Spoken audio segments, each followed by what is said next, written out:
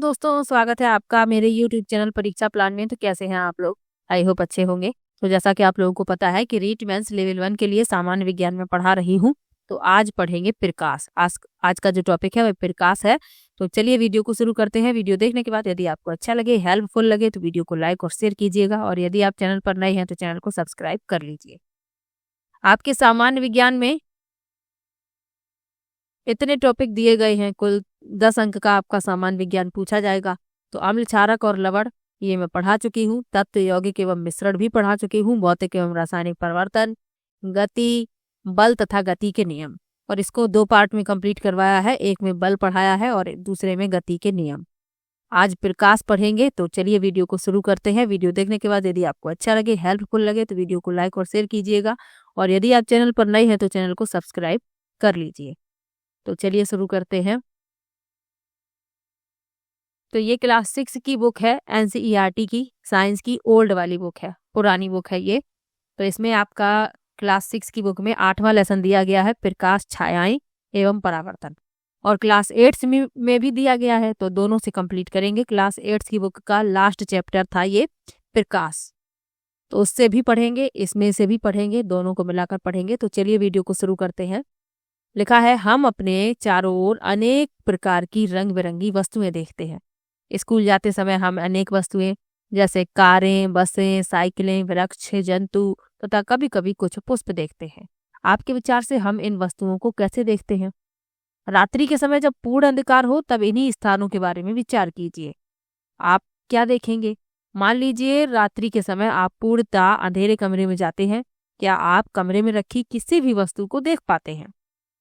लेकिन जब आप कोई टॉर्च या मोमबत्ती जलाते हैं तो उस कमरे में रखी हुई वस्तुओं को देख सकते हैं। क्या ऐसा नहीं है? बिना प्रकाश के वस्तुओं को नहीं देख सकते। बिल्कुल है, हम बिना प्रकाश के कोई भी वस्तु नहीं देख सकते हैं। प्रकाश वस्तुओं को देखने में हमारी सहायता करता है। टॉर्च का बल्ब एक ऐसी वस्तु है जो स्वयं प्रकाश देता है। सूर्य आकाश में एक ऐसा पिंड है जो पृथ्वी को प्रकाशित करता है। दिन के समय हम इसी प्रकाश में वस्तुओं को देखते हैं। जो वस्तुएं सूर्य की तरह स्वयं प्रकाश का उत्सर्जन करती हैं उन्हें दीप्त पिंड कहते हैं। कुर्सी, चित्र अथवा जूते जैसी वस्तुओं के बारे में आप क्या कहेंगे? इन्हें आप तभी देख सकते हैं जब प्रकाश दीप्त वस्तुओं से इन वस्तुओं पर पड़ता है, तब हमारी आंखों की ओर आता है।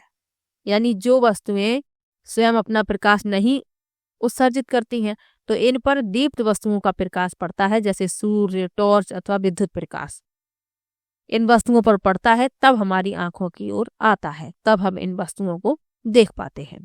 तो प्रकाश जो है वस्तुओं को देखने में हमारी सहायता करता है।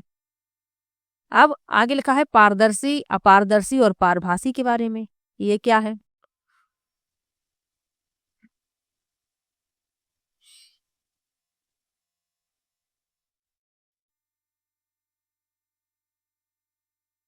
तो यदि हम किसी वस्तु के आर पार नहीं देख पाते तो वह अपारदर्शी है। जैसे दीवार, आप दीवार के उस तरफ नहीं देख पाएंगे, तो दीवार क्या है? अपारदर्शी।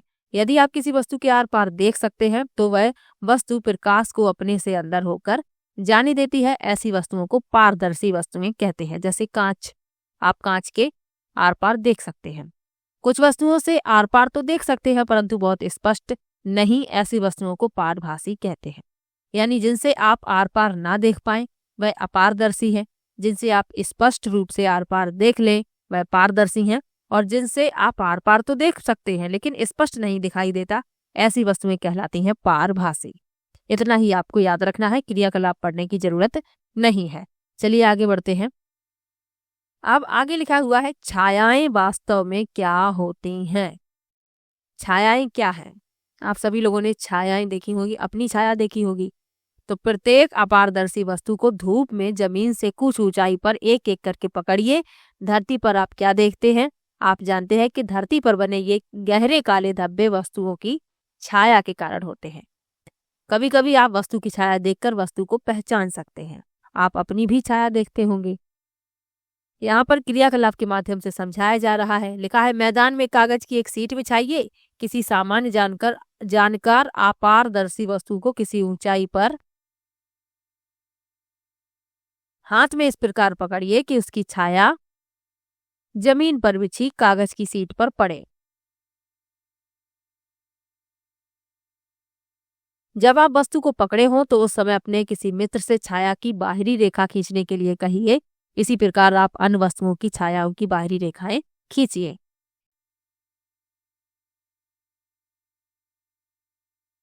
आगे लिखा है, अब अपने कुछ मित्रों से छायाओं की बाहरी रेखाएं देखकर वस्तुओं को पहचानने के लिए कहिए। तो आप वस्तुओं की छायाओं से भी उन्हें पहचान सकते हैं। आगे लिखा है, क्या आप अपनी छाया किसी अंधेरे कमरे में अथवा रात्रि के समय जब कोई प्रकाश नहीं होता देखते हैं? तो जब अंधेरा होता है तो कोई भी छाया नहीं बनती है। छाया तभी बनती है प्रकाश जब होता है तब। तो लिखा है, ऐसा प्रतीत होता है कि छाया देखने के लिए हमें कोई प्रकाश स्रोत अथवा प्रकाश के पथ में कोई अपारदर्शी वस्तु चाहिए। यानी कि कोई अपारदर्शी वस्तु जब प्रकाश के मार्ग में आ जाती है तो उस वस्तु की छाया बन जाती है।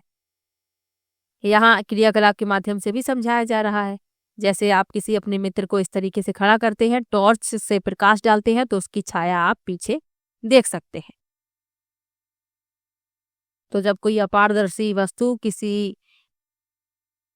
जब किसी अपारदर्शी वस्तु पर कोई प्रकाश डाला जाता है तब हमें छाया उस वस्तु की बनती हुई दिखाई देती है। अंधेरे में कोई भी छाया नहीं बनती है। इसी तरीके से यहाँ कुछ और क्रियाकलाप लिखे हुए हैं।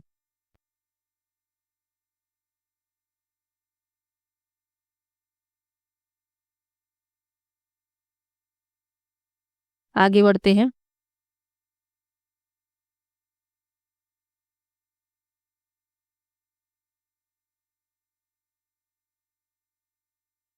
अब प्रकाश जो है एक सीधी रेखा में हमेशा चलता है। इसके लिए एक क्रियाकलाप लिखा हुआ है। इस क्रियाकलाप को पढ़ लेते हैं। छोटा सा क्रियाकलाप है। लिखा है, पाइप का छोटा टुकड़ा अथवा रबड़ की लंबी नली ले कमरे में एक तरफ एक मोमबत्ती जलाकर मेज के ऊपर रखें। अब कमरे में दूसरी तरफ खड़े होकर पाइप से मोमबत्ती को देखें। इस तरीके से जैसे चित्र में दिखाया जा रहा है। तो आप मोमबत्ती को देख पाएंगे जब पाइप सीधा होगा। अब क्या करना है, पाइप को थोड़ा सा मोड़ लेना है। फिर क्या करना है, फिर मोमबत्ती को देखना है। तो इससे क्या निष्कर्ष निकलेगा कि प्रकाश जो है सरल रेखा में गमन करता है और इसी कारण जब कोई अपारदर्शी वस्तु इसे रोकती है तो उस वस्तु की छाया बनती है। जो आपके लिए महत्वपूर्ण है सिर्फ वही आपको पढ़ना है। आगे लिखा है, दर्पण तथा परावर्तन।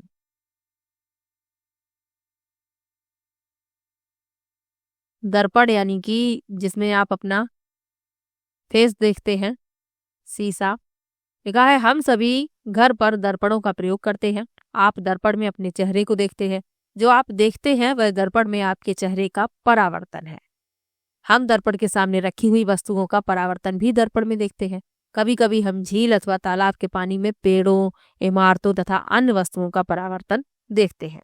यानी दर्पण में आप अपना जो चेहरा देख रहे हैं वो आपके चेहरे का है परावर्तन। क्रियाकलाप लिखा हुआ है। परावर्तन को समझाने का प्रयास किया जा रहा है क्रियाकलाप के माध्यम से।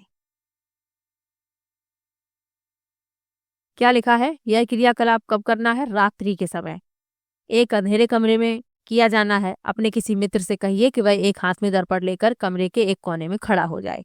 एक मित्र आपका दर्पण लेकर एक कोने में खड़ा होगा। एक हाथ में टॉर्च लेकर आप कमरे के दूसरे कोने में खड़े हो जाएंगे। टॉर्च के कांच को अपनी उंगलियों से ढक लीजिए तथा टॉर्च को जलाएं। किरण पुंज को प्राप्त करने के लिए अपनी उंगलियों के बीच कुछ जगह छोड़ें। यानी टॉर्च जो है आपको उसके ऊपर हाथ लगा लेना है, फिर उंगलियों से बीच में कुछ जगह छोड़ना है प्रकाश पुंज को प्राप्त करने के लिए। फिर क्या करना है, प्रकाश पुंज को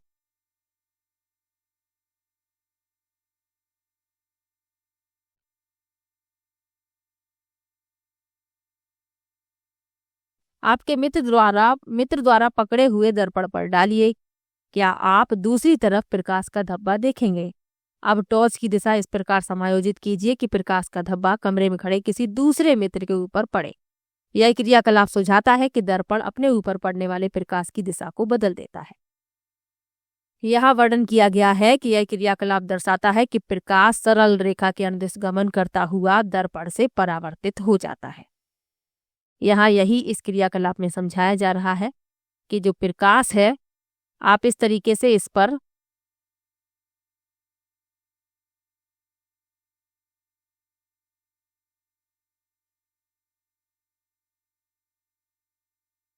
यहाँ आप चित्र के माध्यम से समझिए। ये प्रकाश जो है इस दर्पण पर पड़ रहा है और इस दर्पण ने प्रकाश को परावर्तित कर दिया है, तो ये इस मित्र के ऊपर पड़ रहा है। यानी दर्पण जो है अपने ऊपर पड़ने वाले प्रकाश को परावर्तित कर देता है। तो इस लेसन से आपको इतना ही पढ़ना है। अब क्लास 8th की बुक का जो लेसन है उसमें परावर्तन के नियम भी बताए गए हैं। तो चलिए परावर्तन के नियम उससे पढ़ेंगे। उसमें प्रकाश के बारे में भी बताया गया है और परावर्तन के नियम के बारे में भी बताया गया है। तो लिखा है, संसार को हम मुख्य रूप से अपनी ज्ञानेंद्रियों से जानते हैं। ज्ञानेंद्रियों में से दृष्टि एक सबसे महत्वपूर्ण ज्ञानेंद्रिय है।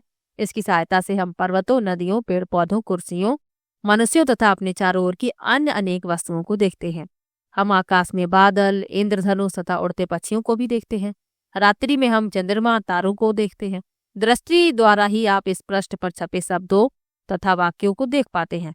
क्या आप जानते हैं कि ये सब देखना कैसे संभव हो पाता है? तो ये सब प्रकाश के कारण ही संभव है। अभी आपको उस लेसन में बताया ही था। लिखा है, वस्तुओं को दृश्य कौन बनाता है, यानी देखने लायक कौन बनाता है? क्या आपने सोचा है कि हम विभिन्न वस्तुओं को कैसे देख पाते हैं? आप कह सकते हैं कि हम वस्तुओं को नेत्रों से देखते हैं, लेकिन क्या आप अंधेरे में किसी वस्तु को देख पाते हैं? इसका अर्थ है कि केवल नेत्रों द्वारा हम किसी वस्तु को नहीं देख सकते। किसी वस्तु को हम तभी देख पाते हैं जब उस वस्तु से आने वाला प्रकाश हमारे नेत्रों में प्रवेश करे। यह प्रकाश वस्तुओं द्वारा उत्सर्जित अथवा उनसे परावर्तित हुआ हो सकता है। यानी कि केवल जो नेत्र हैं, नेत्र द्वारा ही हम वस्तुओं को नहीं देख पाते हैं। हमें वस्तुओं को देखने के लिए प्रकाश की आवश्यकता होती है। यह प्रकाश या तो वस्तुओं द्वारा उत्सर्जित किया हुआ हो सकता है या उनसे परावर्तित किया हुआ। आगे लिखा है, दर्पण अपने ऊपर पड़ने वाले प्रकाश की दिशा को परावर्तित कर देता है। अभी आपको बताया था, जो कमरे में मित्र खड़े हुए थे उन्होंने टॉर्च से किसी दर्पण पर प्रकाश डाला था और प्रकाश दर्पण द्वारा परावर्तित कर दिया गया था। यही लिखा हुआ है। तो दर्पण अपने ऊपर पड़ने वाले प्रकाश की दिशा को परिवर्तित कर देता है। क्या आप बता सकते हैं कि किसी पृष्ठ पर पड़ने वाला प्रकाश किस दिशा में परावर्तित होता है? तो अभी आपको नीचे चित्र के माध्यम से समझाएंगे। अब परावर्तन के नियम लिखे हुए हैं। परावर्तन के नियम क्या है, चित्र में समझ लीजिए, फिर आपको परावर्तन के नियम समझाते हैं। सबसे पहले आपको याद रखना है कि कोई जब जो पृष्ठ है, जैसे मान लीजिए ये पृष्ठ है, इस पर कोई प्रकाश किरण पड़ रही है, तो ये किरण कहलाएगी आपतित किरण। ये किरण कहलाएगी आपतित किरण। और पृष्ठ से परावर्तन के पश्चात जो किरण वापस जा रही है, ये कहलाएगी परावर्तित किरण। तो यही लिखा है, किसी पृष्ठ पर पड़ने वाली प्रकाश किरण को आपतित किरण कहते हैं। पृष्ठ से परावर्तन के पश्चात वापस आने वाली प्रकाश किरण को परावर्तित किरण कहते हैं। आगे बढ़ते हैं। यहाँ एक महत्वपूर्ण तथ्य लिखा हुआ है, इसको भी पढ़ लेते हैं। प्रकाश किरण का अस्तित्व एक आदर्शीकरण है। वास्तव में हमें प्रकाश का एक संकीर्ण किरण पुंज प्राप्त होता है जो अनेक किरणों से मिलकर बना होता है। सरलता के लिए हम प्रकाश के संकीर्ण किरण पुंज के लिए किरण शब्द का उपयोग करते हैं। चलिए आगे बढ़ते हैं। क्रियाकलाप हमें पढ़ने की आवश्यकता नहीं है, जो महत्वपूर्ण है सिर्फ वही पढ़ना है।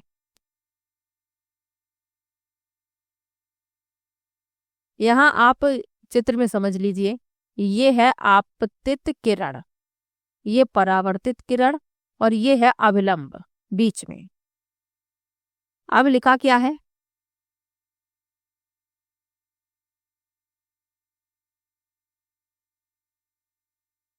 आपतित किरण और अवलंब के बीच का जो कोण होता है वह होता है आपतन कोण। इसे आई से प्रदर्शित करते हैं। ये वाला जो कोण है ये होता है आपतन कोण और ये आई से दर्शाया जाता है। और परावर्तित किरण और अवलंब के बीच का जो कोण होता है वह कहलाता है परावर्तन कोण। इसे आर से प्रदर्शित करते हैं। अब ये आपतन कोण और परावर्तन कोण, इसका मान होता है सदैव बराबर। तो परावर्तन का पहला नियम यही बताया जा रहा है कि आपतन कोण और परावर्तन कोण सदैव बराबर होते हैं। यह परावर्तन के नियमों में से एक है। आपतन कोण को आई से दर्शाते हैं, परावर्तन कोण को आर से दर्शाते हैं। आपतन कोण क्या होता है? आपतित किरण और अवलंब के बीच का जो कोण होता है वह आपतन कोण होता है, और परावर्तित किरण और अवलंब के बीच का जो कोण होता है वह परावर्तन कोण होता है। और आपतन कोण आई और परावर्तन कोण आर सदैव बराबर होते हैं। ये परावर्तन का एक नियम है। चलिए आगे बढ़ते हैं। अब यहाँ जो क्रियाकलाप लिखे हुए हैं, यहाँ इन्हें करके समझाया गया है, तो हमें ये पढ़ने की जरूरत नहीं है, हमें सिर्फ नियम याद रखना है। आगे बढ़ते हैं।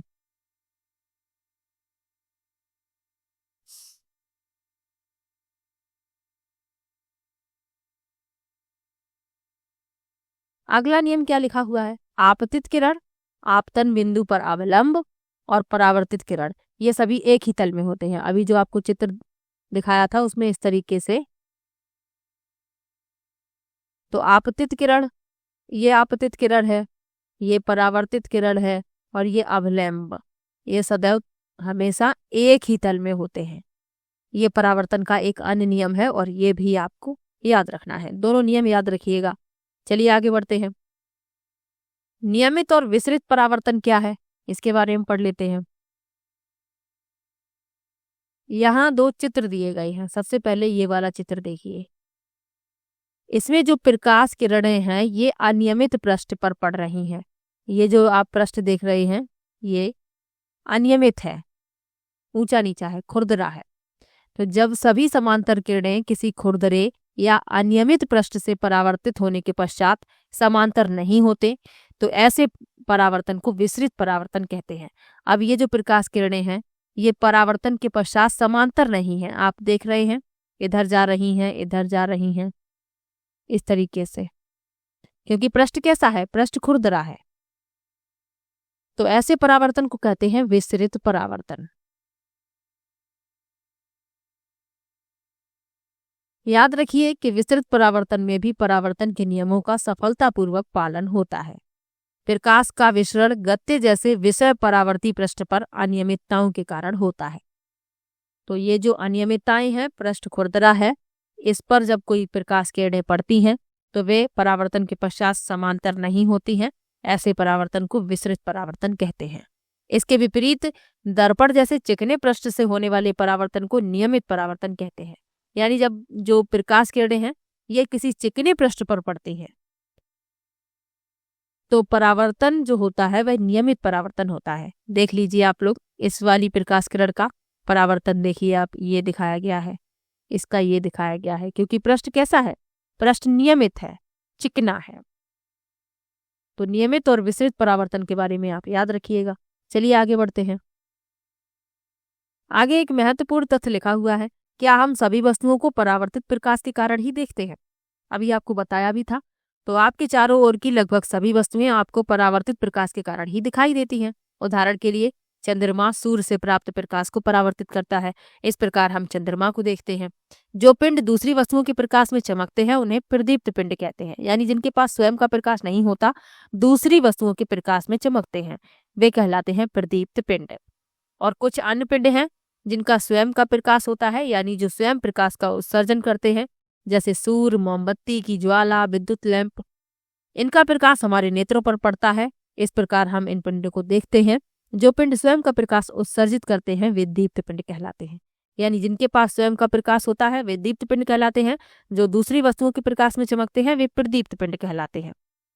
चलिए आगे बढ़ते हैं। लिखा है परावर्तित प्रकाश को पुनः परावर्तित किया जा सकता है। कैसे किया जा सकता है? इस तरीके से, इस चित्र के माध्यम से समझिए। ये व्यक्ति बाल कटवाने के लिए गया है। बाल काटने वाले ने बाल काटने के पश्चात इसको एक पीछे से दर्पण दिखाया, और दर्पण में आप, इस सामने वाले दर्पण में ये व्यक्ति है अपने पीछे के बालों को देख रहा है कि कैसे उसके बाल कटे हुए हैं। पीछे का जो प्रतिबिंब है उसे सामने वाले दर्पण में दिख रहा है। तो यही यहाँ पर लिखा हुआ है। तो यहाँ यही लिखा है कि स्मरण कीजिए पिछली बार जब आप किसी केस प्रसाधक के यहाँ गए थे, उसने आपको एक दर्पण के सामने बैठाया था। बाल कट चुकने के पश्चात उसने आपके पीछे एक दर्पण रखा था। इस दूसरे दर्पण की सहायता से आप सामने वाले दर्पण में यह देख सकते थे कि आपके बाल कैसे कटे हैं। तो ये क्या है? ये परावर्तित प्रकाश को पुनः परावर्तित किया जा रहा है।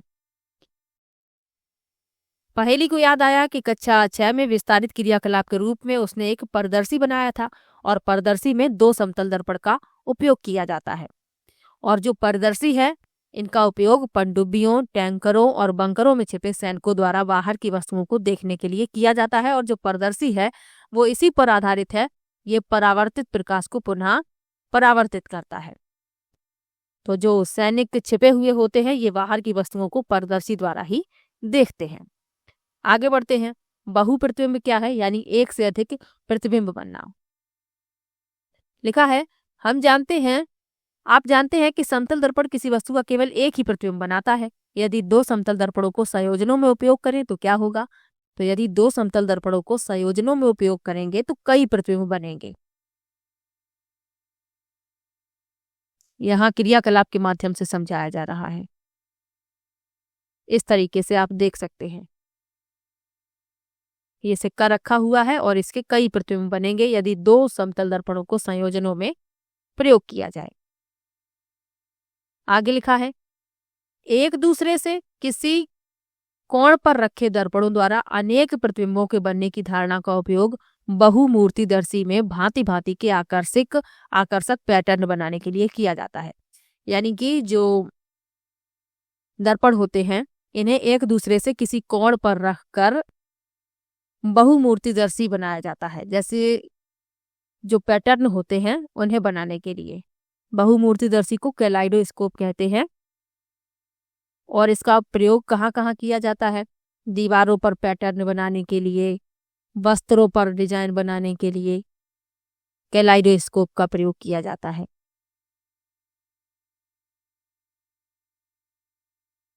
कैलाइडोस्कोप की विशेषता क्या है कि आप कभी भी एक पैटर्न दोबारा नहीं देख पाएंगे। प्राय दीवारों वाले कागजों तथा वस्त्रों के डिजाइन बनाने वाले तथा कलाकार कैलाइडोस्कोप का उपयोग करके नए नए पैटर्न की कल्पना तैयार करते हैं। तो एक पैटर्न जो बनता है वो दोबारा नहीं दिखाई देता है। आगे बढ़ते हैं। जो महत्वपूर्ण है आपके लिए सिर्फ वही आपको पढ़ना है। लिखा है, सूर्य का प्रकाश श्वेत है या रंगीन है?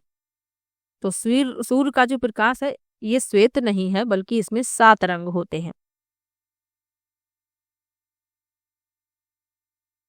और आपको सूर्य के प्रकाश के रंगों को देखने के लिए प्रिज्म का उपयोग करना पड़ेगा। जो प्रिज्म होता है, सूर्य की किरणें जब प्रिज्म से गुजरती हैं तो 7 रंगों में बढ़ जाती हैं और ये 7 रंग मिलकर श्वेत प्रकाश बनाते हैं।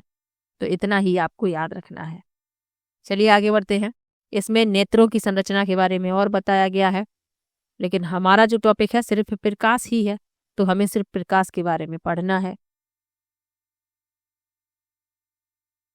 तो इस लेसन में नेत्र के बारे में भी बताया गया है, ब्रेल लिपि के बारे में भी बताया गया है, लेकिन आपको सिर्फ प्रकाश के बारे में जानना है। तो प्रकाश के बारे में आपने क्या जाना कि हम वस्तुओं को तभी देख पाते हैं जब प्रकाश होता है। वस्तुएं जो है ये या तो स्वयं प्रकाश उत्सर्जित करती हैं या किसी दूसरी वस्तु द्वारा इन पर प्रकाश पड़ता है और वह परावर्तित होता है, तब वस्तुएं हमें दिखाई देती हैं। प्रकाश के परावर्तन के नियम याद रखने हैं। आपतन कोण और परावर्तन कोण का मान सदैव बराबर होता है। आपतन कोण को I से प्रदर्शित करते हैं, परावर्तन कोण को R से प्रदर्शित करते हैं। आपतन कोण परावर्तन कोण हमेशा बराबर होता है, ये याद रखिए। और आपतित किरण, परावर्तित किरण और अभिलंब सदैव एक ही तल में होते हैं। और पारदर्शी, अपारदर्शी और पारभासी के बारे में याद रखिए। अपारदर्शी क्या है? जिसके आर पार हम नहीं देख पाते, यानी जिनके आर पार प्रकाश नहीं गुजरता और इन्हीं वस्तुओं की छाया बन जाती है। पारदर्शी क्या होता है? जिसके आर पार हम आसानी से देख पाते हैं। और पारभासी क्या है? जिनके आर पार तो हम देख पाते हैं लेकिन स्पष्ट नहीं देख पाते। और क्या क्या याद रखना है, यहाँ पर संक्षेप में बताया भी गया है कि प्रकाश सभी पृष्ठों से परावर्तित होता है, ये आपको याद रखना है। और जब प्रकाश किसी चिकने पॉलिश किए हुए नियमित पृष्ठों से आपतित होता है तो नियमित परावर्तन होता है। विस्तृत या अनियमित परावर्तन खुरदरे पृष्ठों से होता है। परावर्तन के दो नियम हैं, अभी आपको बताए थे। आपतन कोण परावर्तन कोण के बराबर होता है। आपतित किरण, परावर्तित किरण और परावर्तक पृष्ठ पर आपतन बिंदु पर खींचा गया अवलंब सदैव एक ही तल में होते हैं। दर्पण द्वारा बने प्रतिबिंब में पार्श्व परिवर्तन होता है। किसी कोण पर झुके दो दर्पण अनेक प्रतिबिंब बना सकते हैं। बहुलित परावर्तन के लिए कैलाइडोस्कोप में सुंदर पैटर्न बनते हैं। सूर्य का प्रकाश जो श्वेत प्रकाश है 7 रंगों से मिलकर बना होता है और प्रकाश को अपने घटक रंगों में विभक्त होने को विक्षेपण कहते हैं। आगे जो लिखा हुआ है ये और टॉपिक दिए गए हैं उनके बारे में लिखा है, तो आपको इतना ही याद रखना है प्रकाश के बारे में। तो चलिए मिलते हैं नेक्स्ट वीडियो में। आपका सामान्य विज्ञान है और कुल 10 अंक का सामान्य विज्ञान है, तो इन्हीं सबसे संबंधित प्रश्न आपसे पूछे जाएंगे। प्रकाश से संबंधित प्रश्न पूछा जा सकता है, परावर्तन के नियम से पूछा जा सकता है, प्रकाश कितने रंगों से मिलकर बना है, इन सबसे प्रश्न पूछे जा सकते हैं। तो और अभी मैं इंपॉर्टेंट क्वेश्चन की प्रैक्टिस भी करवाऊंगी, आप लोग बिल्कुल भी परेशान मत होइएगा। तो चलिए मिलते हैं नेक्स्ट वीडियो में। और आपको कहीं पर भी समस्या हो, इंस्टाग्राम पर आप मुझे फॉलो कर सकते हैं, वहां पर आप मुझसे डायरेक्ट मैसेज करके पूछ सकते हैं। तो चलिए मिलते हैं नेक्स्ट वीडियो में, तब तक के लिए बाय बाय।